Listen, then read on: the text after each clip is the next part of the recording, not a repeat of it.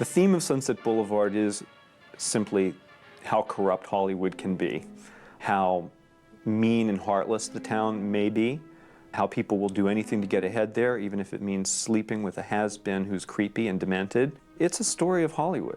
The original opening of Sunset Boulevard was actually quite different than the one we see in the film. What it was the LA County morgue with a bunch of dead bodies under sheets with little toe tags on them. And Holden is wheeled in, and he's placed there, and conversations begin to occur between the corpses. Apparently, what they did was they took the film out to show it to some audiences and to get a reaction, and there was this laughter. Wilder described it to me, and he described exactly what happened with the audience, that the detail that got the audience roaring with laughter and just killing, the mood, the intended mood, was two characters in the morgue are talking to each other. It really went down from there. They didn't get that it was supposed to be kind of funny. They thought it was hysterically funny. It doesn't come off that way when you read it, but apparently in visualizing it, it does. So they said, oh my God. And they completely changed the opening. The beginning of the film, we see police cars driving into a driveway, and then suddenly, as if out of nowhere, we see a corpse floating in the swimming pool. But we see it from a really peculiar angle. We see it from down in the pool looking up at the dead body with a little bit of blood trickling out of its chest. It was difficult to shoot, and it's one of the few instances where Wilder does call attention to the shot as an image. It was difficult to film.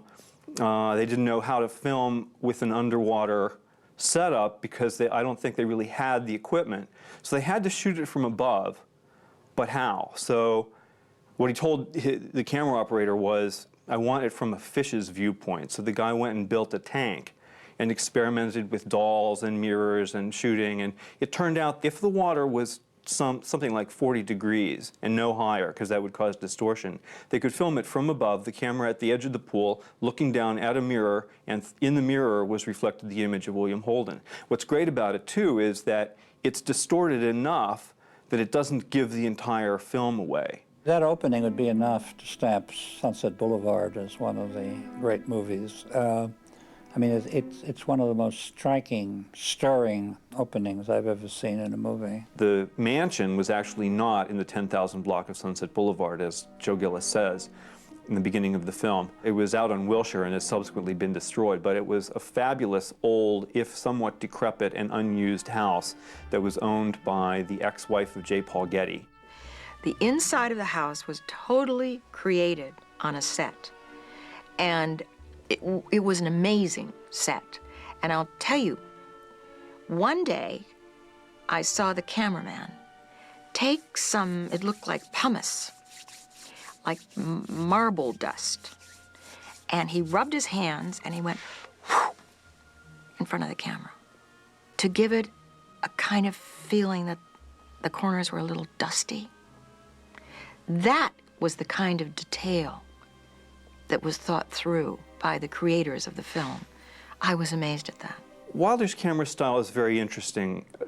He's often been said to favor the screenplay over the image, and he certainly cared about his screenplays. His actors were never allowed to change a single word. We never deviated from that script. There were no new lines for the next day. That was as tight a script as I have ever worked on. And what was fascinating to me, and I've never seen any script like it, was that in the left-hand column, there would be all the camera direction. In other words, Billy, in his writing, was directing. I've been at Paramount 72 years. I started in 1928.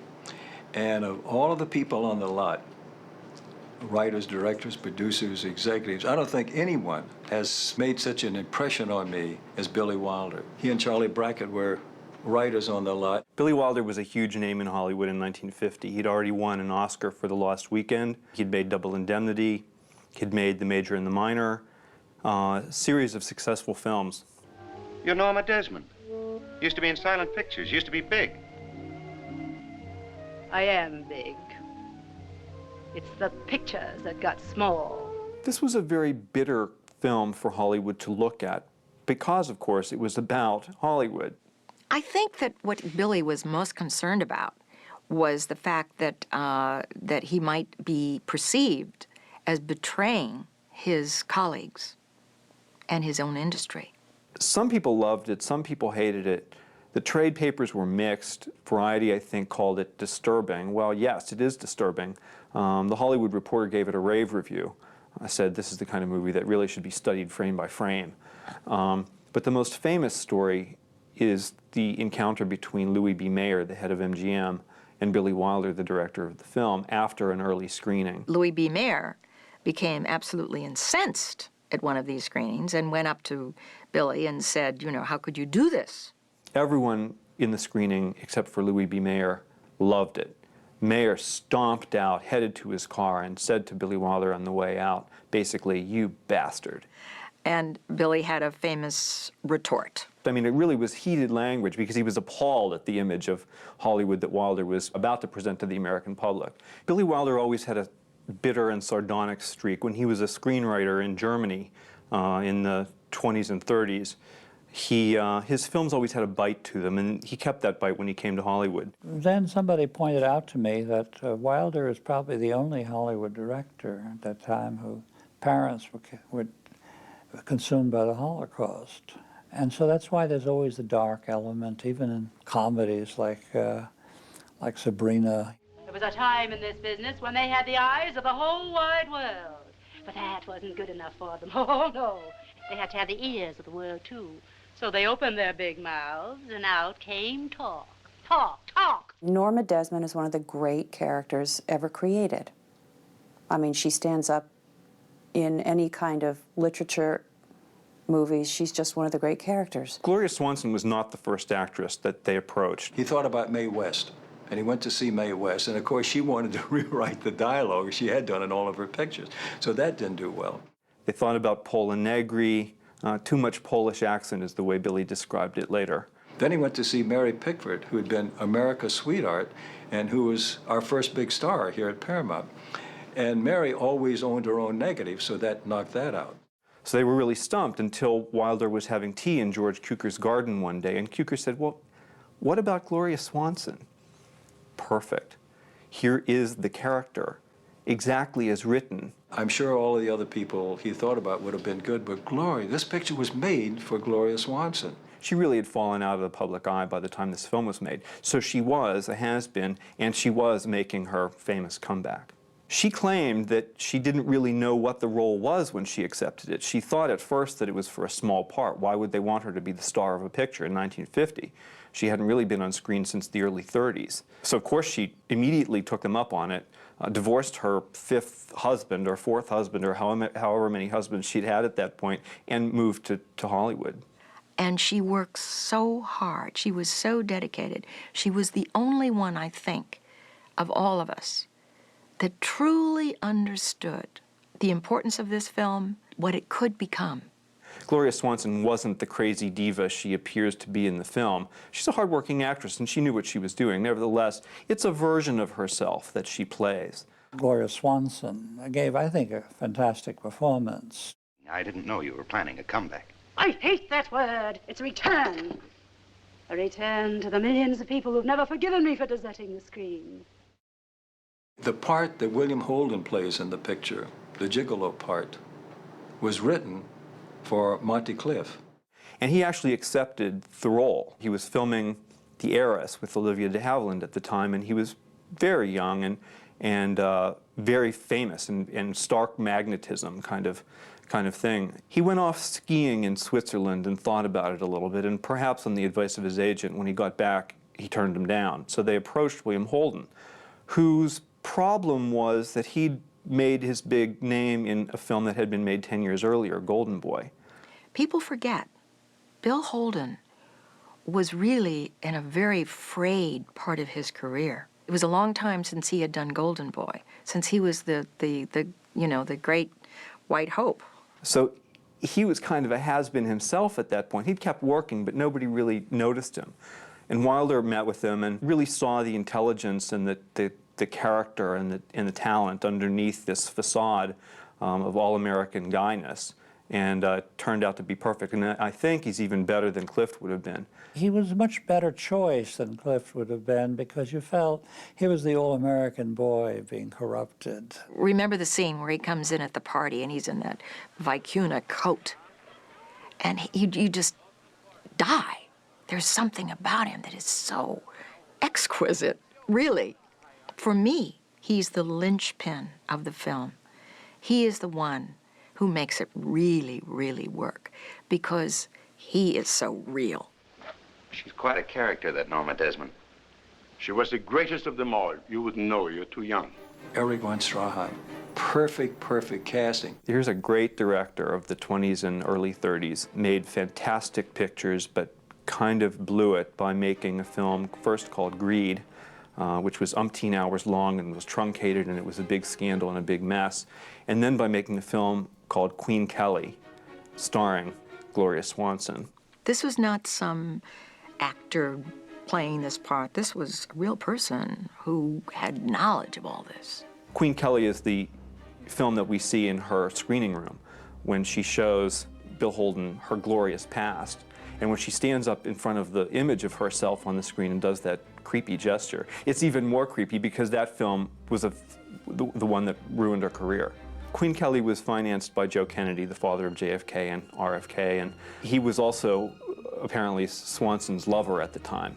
And she called him from the set of Queen Kelly and said, "Joe, come out here at once. A madman is directing this picture," by which she was referring, of course, to Erich von Stroheim. To watch him on the set, he always arrived completely dressed in his costume, in his butler's uniform. He always wore his white gloves. And he sat in his chair, that we all had chairs with our names in the back, and he would look until he found his. I'd bounce around and sit on anybody's chair. Anyway, he would sit on his.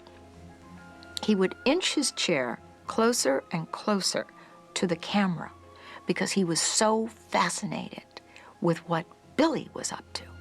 After Queen Kelly, there was a great deal of bitterness between von Stroheim and Swanson, but by 1950 they appeared to have patched things up and there was apparently no rancor on the set at all. You know, they respected each other enough and had worked with each other long enough that they saw what was best in each other instead of what was worst. You must understand, I discovered her when she was 16. I made her a star, and I cannot let her be destroyed. Von Stroheim ending up a ruined film director acting as the star's butler actually was, in some sense, an accurate depiction of Erich von Stroheim at that time. Hello, Mr. Sheldrake. Hello. On that basis loaded, I covered it with a 2-page synopsis. Thank you. But I wouldn't bother. What's wrong with it? It's from Hunger. Nothing for Ladd? It was just a rehash of something that wasn't very good to begin with. I'm sure you'll be glad to meet Mr. Gillis. He wrote it. This is Miss Kramer. The name is Schaefer. Betty Schaefer. Nancy Olson, a contract actress again, was put in. In the original screenplay, you can see that they hadn't figured out who was to play that character yet, and they called her simply a fresh face. I went back to school in the fall, and I got a call saying that Mr. Wilder was doing a picture called Sunset Boulevard. And there was a role called Betty Schaefer, and they wanted me to play that part. As we used to say in Wisconsin, I think I knew that I had fallen into a tub of butter because Billy Wilder was already legendary at that time. I saw on the script that he had co-written it and that he was going to direct it. So I knew that I was very fortunate indeed. She's totally winning in the film, really pretty and well-meaning, and adds the only element of real sort of heart that Hollywood shows to itself and to the outside world in the picture. They used to call me Wholesome Olson in school. And that is the quality that he wanted for Betty Schaefer. She was really quite good, and she's one of those people that didn't get enough credit.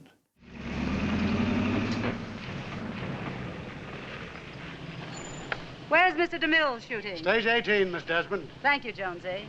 And teach your friend some manners. Tell him without me, he wouldn't have any job, because without me, there wouldn't be any Paramount studio. You're right, Miss Desmond. Go on, Max. And when she came through our gate, to see Cecil B. DeMille in that very famous scene where she and Bill Holden are in the car and Eric von Stroheim is chauffeur them in, and she's coming in to be Cecil B. DeMille. It was really a return for Gloria to Paramount, and certainly to see Cecil B. DeMille. Well, hello, young fella. Hello, Mr. DeMille. It's good to see you. The last time I saw you was someplace very gay. I remember waving to you. I was dancing on a table. A lot of people were. Lindbergh had just landed in Paris. Come on in. When Cecil B. DeMille comes out of stage 18 to greet Gloria Swanson being driven on the lot by Eric von Stroheim, he looks at her and calls her young fella. And that was a very daring, warm, affectionate phrase that he always used with Gloria Swanson. Every time I'd meet her at the gate and bring her in to see him or to see Mr. Zucker, he'd always look at her and look her up and down and say, "Hello, young fella."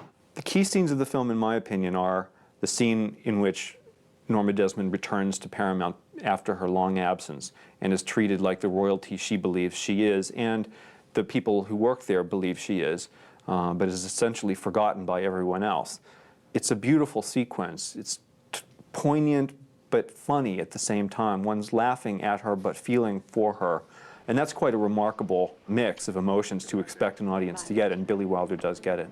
I don't think there was any love lost between Wilder and DeMille, but DeMille did agree to take the role. I heard more movies in the Lux Radio Theater with Cecil B. DeMille, you know, announcing with his mellifluous voice. And when I heard his voice in Sunset Boulevard, you know, it was like a childhood memory. He had a wonderful voice, and he had an air about him. He walked in the commissary and he was, oh, there's Cecil B. DeMille. You know, there was a thing, and cachet, that was just part of him. He loved doing Sunset Boulevard. He loved playing himself, and wasn't he wonderful? I thought he was just simply fabulous. There were rumors that Cecil B. DeMille could be tough on a set. He could be. I saw him all the time on the lot with his riding crop, not that he ever got on a horse, and his boots. In the scene where he plays himself, and Gloria Swanson is coming back to the studio to have a meeting with him, and he was doing Samson and Delilah at the time on stage 18, it's interesting because in the scene, DeMille used all of his own staff. I'll tell you a funny story. Cecil B. DeMille, I'm laughing when I'm saying this, considered me to play Delilah in Samson and Delilah. And thank God he made the right choice and he put Hedy Lamarr in that role. I could no more have played Delilah. My little virginal college girl here, for heaven's sake, it was ridiculous. There's a scene in the film in which Norma Desmond's friends appear to play cards, and Joe Gillis, the Holden character, calls them the Waxworks because they too are has-beens. H.B. Warner, Buster Keaton, Anna Q. Nilsson, big stars of the silent era, and by 1950 they were essentially forgotten. That is simply magical, isn't it? When you see these familiar faces from the past, and there they are intensely playing cards. H.B. Warner, he had been in Cecil B. DeMille's King of Kings, and he played Christ, and everybody said that jinxed his whole career. What role can you play after you've played J.C.? There was a contest sometime, I think, in the mid-'70s, and the contest asked the question, what was one of the most romantic scenes in a movie that you've ever seen?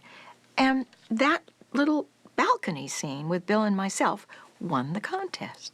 We shot it at night, and Billy invited Artis Holden, who was Brenda Marshall, but her name was Artis. And that was Mrs. Holden. I had never met Mrs. Holden, and I was now going to embrace her husband in a long, passionate love scene. And I was terrified. And Billy, he said, look, after the embrace, he said, do not come apart until I say cut. Now, he said, it's going to seem like a long time because what I want to do is I'm going to be doing a long dissolve. So this is really for the purpose of the camera and what I have in mind in my cutting. So he said, it's going to seem like a long time, but just please continue to embrace.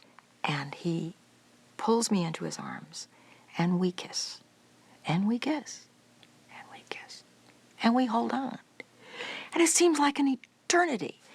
And all of a sudden, there's a female voice from down below that says, "Cut! Damn it! Cut!" And it was Artis Holden. The New Year's Eve party is pretty bizarre. It's very unpleasant, in my opinion. She's hired a band. She's gotten all these expensive champagne, caviar, and Joe Gillis expects that it's a party. Well, it is a party, but there are only 2 guests. And he's a little freaked out by this because it begins to dawn on him just what it is that he's doing. I thought that was an inspired scene and very hard to pull off. Really hard to pull off. The other key scene, of course, is the final scene of the film, which turns out to have been the last scene that they filmed. Norma Desmond walking down the stairs, performing in what she believes to be her cherished Salome epic. Having killed her lover and employee, Joe Gillis, being filmed by newsreel cameras, which she believes to be Cecil B. DeMille cameras, and does that creepy kind of dance thing. I was on the set when that happened. I thought, oh my God, what an interesting combination. She had such a good time. I was on the set for that as well, when Norma Desmond comes down the stairs. And by the way, that was done in maybe 2 or 3 takes. Everything clicked. It's one of those movies where I thought everything clicked. America accepted the film to a certain degree. It was a reasonably big hit, but it didn't win the Oscar. By the time the film came out, I was married. By the time the Academy Awards came around, I was pregnant. And I remember going to the awards pregnant. I did not expect Sunset Boulevard to win. The fact that the film did not win the Oscar for Best Picture is in part a reflection of Hollywood's distaste for the subject matter, namely itself. But it was up against All About Eve, a terrific film, which did win. It also remains a classic, All About Eve, but not in the category of Sunset Boulevard. That year, I thought Sunset Boulevard was by far the best movie of the year. And a lot of my friends thought All About Eve was the best movie, and I used to argue with them and so forth and so on. Sunset Boulevard did do very well in the subsequent years after its initial release, so much so that a Broadway musical, a grandiose Broadway musical starring Glenn Close, came onto the scene a couple of years ago. It was a huge hit. I think the only reason why anybody attempted Sunset Boulevard the musical is that it is a musical. It's not trying to be the film, because you can't get any better than the film. I do think that, though, that they did work well together. One does not cancel out the other. I think they're, 2 different perspectives on a magnificent piece of material. I just want to tell you all how happy I am to be back in the studio, making a picture again. You don't know how much I've missed all of you. And I promise you I'll never desert you again. Because after Salome, we'll make another picture and another picture. You see, this is my life. It always will be. There's nothing else. Just us. And the cameras. And those wonderful people out there in the dark. All right, Mr. DeMille, I'm ready for my close-up. What this film is truly about is a very, very huge theme, which is universal, and that is opportunism and its consequences. Everyone in the film is, to some degree, an opportunist. That's a polite way of putting it, in my opinion. The very nature of this business is the exploitation of people and the consequences of that. It's people who are willing to sell themselves out, not only for the highest price, but for any price. The test of time has kept this film alive in people's interest and excitement and fascination. Oh, the film is a masterpiece. It looks more real today than it did back then. It looks less gothic, less melodramatic, less flamboyant. One of the things that's so interesting about Billy Wilder, in my view, is that he really bridges old Hollywood and new Hollywood. He's got all the grace, the structure, the beautiful use of language, the carefully constructed screenplays and images, with the bitterness and cynicism of our present time. These films that he made still work in front of audiences, and that's quite something. People now respond not only to the grace and the beauty of the films as well-made, well-crafted Hollywood, old-time Hollywood films, they also respond to the nastiness. And in that way, he was way ahead of his time.